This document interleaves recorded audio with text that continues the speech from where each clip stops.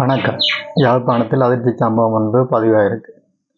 அது என்னன்னு சொன்ன பார்த்தோம்னா, நண்பனை பாதுகாக்க முயன்ற இளைஞன் கொடூரமான தாக்குதல் உயிரிழந்தார்.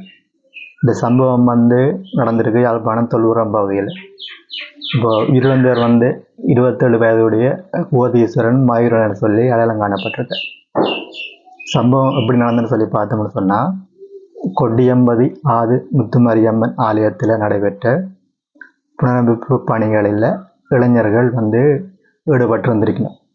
இப்போ அந்த நேரத்தில் முன்பே முரண்பாடு கொண்டிருந்த ஒருவர் மேலும் இருவரோட அந்த ஆலயத்திற்கு வந்து சேர்ந்துருக்கிறார். அப்போ இதனால் ஏற்பட்ட வாய்த்தர்க்கம், அப்போ அந்த பழைய முறைகள் வாய்த்தர்க்கம் சில நிமிடங்களில் அது வன்முறையாக மாறிடும். இப்போ கும்பல் கொண்டு கூறிய ஆயுதங்களால் அங்கிருந்த இளைஞர் ஒருவர் தாக்கிவிட்டு தப்பி சொல்கிறதுக்காக முயன்றிக்கணும்.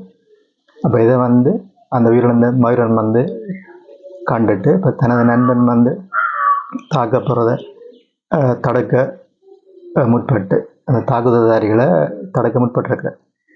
அப்போ இதை அந்த தாக்குதல்தாரிகளை என்ன செய்யணும்னு சொன்னால், ஆத்திரமடைந்து அந்த மயூரன் மீது சரமாரியாக தாக்குதல் நடத்தி அவர் சம்பவ இடத்துல கொண்டு விட்டினார். அவர் தாக்குதலுக்கு உள்ளாகி சம்பவத்தில் அவர் இறந்துட்டார். தாக்குதலில் மற்றொரு இளைஞர் படுகாயமடைந்த நிலையில் வைத்தியசாலைக்கு சிகிச்சைக்காக அனுமதிக்கப்பட்டிருக்கிறார். இதற்கிடையில் என்ன நடந்ததுன்னு சொன்னால், தாக்குதல் நடத்திய முக்கிய சந்தேக நபர் என்ன செய்யணும்னு சொன்னால், தான் தாக்கப்பட்டதாக ஒரு நாடகம் ஆடி வட்டுக்கோட்டை போலீஸில் முறைப்பாடு பதிவு செய்திருக்கு. அப்போ இந்த விஷயம் வட்டுக்கோட்டை போலீஸாருக்கு சரியாக தெரியாத அவர் அந்த நபர் சொன்ன வாக்குமூலத்தை பெற்றுக்கொண்டு அவரை வைத்தியசாலையில் அனுமதிச்சிருக்கணும்.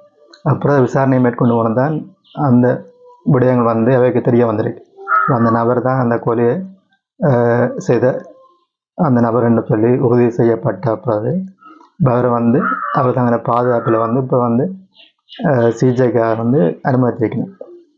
போலீஸ் பாதுகாப்பிலேயே அவர் சிகிச்சை பெற்று வந்தார். சிகிச்சை முடிந்தது அவரை கைது செய்ய நடவடிக்கை எடுக்கப்படும் என்பதோட அவரோட சேர்ந்து அந்த தாக்குதலில் ஈடுபட்ட மற்ற 2 சந்தேகங்களும் போலீஸார் தீவிரமாக தேடி வருவதாகத்தான் இதுவரை தகவல் போய்கொண்டிருக்கு.